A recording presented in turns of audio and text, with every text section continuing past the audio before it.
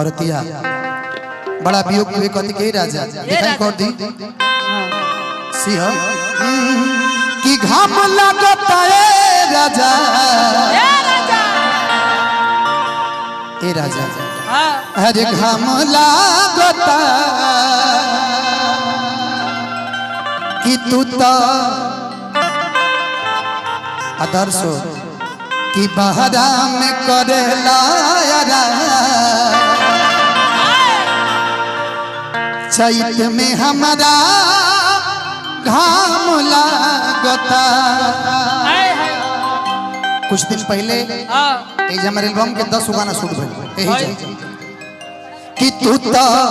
बहरा में करेला तू तो बहरा में करेला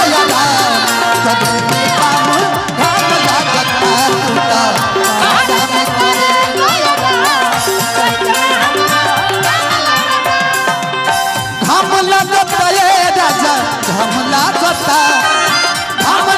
है राजा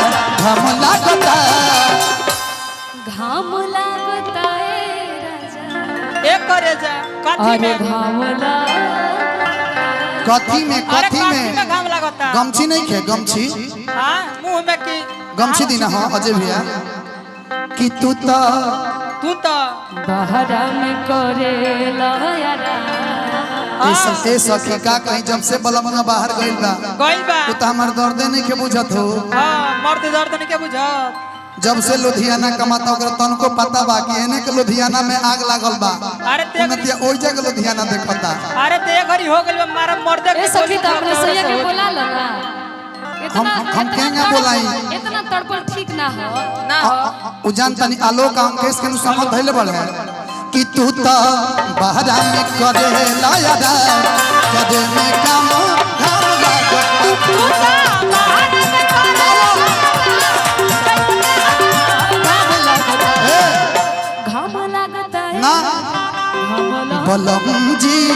आ जाइता बलम जी आ जाइता अपना लुंगी से बेना डोला जाइता अपना लुंगी से बेना डोला जाइता बलम जी आ जाइता बलम जी आ जाइता तू तो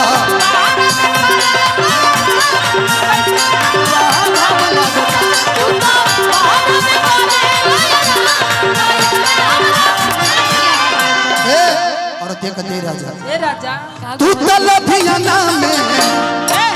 करता ड्यूटी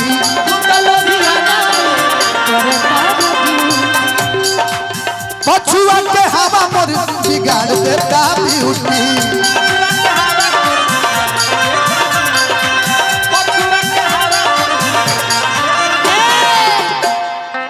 कि तू तो लुधियाना में करता लहे तनी पोछ ला तू तो लुधियाना में करता ड्यूटी पछुआ के हवा मोर बिगाड़ देता ब्यूटी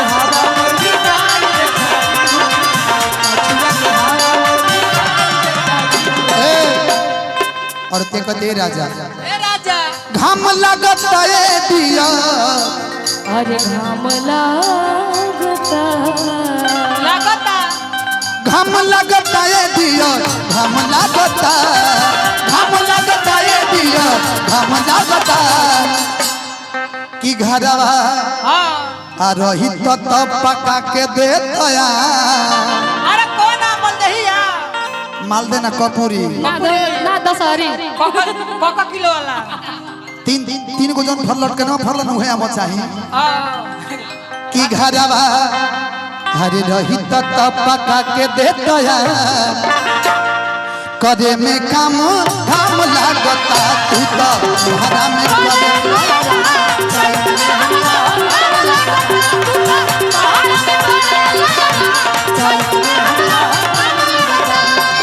जाते हो परदेस पिया ना जाते हो परदेस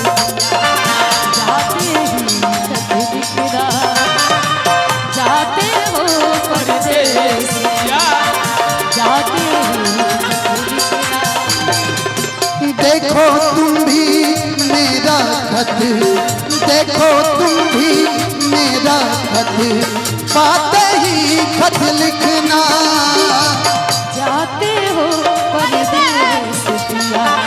जाते ही खत लिखना।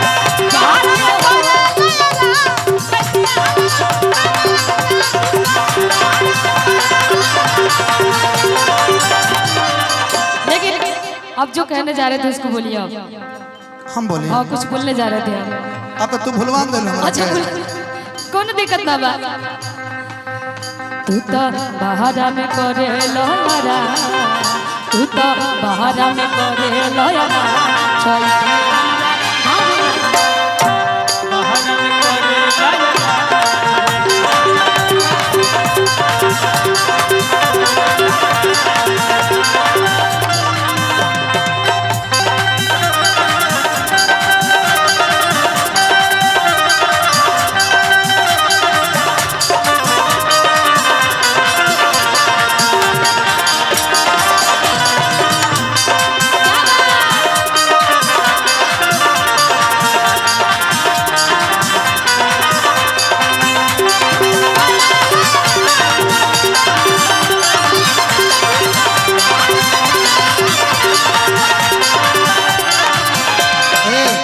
औरतिया कहतिया का कहतिया कुछ दिन खाती पंकज ए पंकज ले ले तो छुट्टी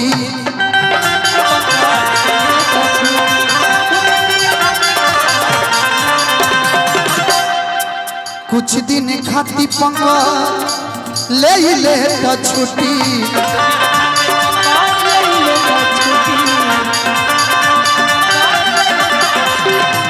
देहिया के साथ साथ को बना गइल सुखी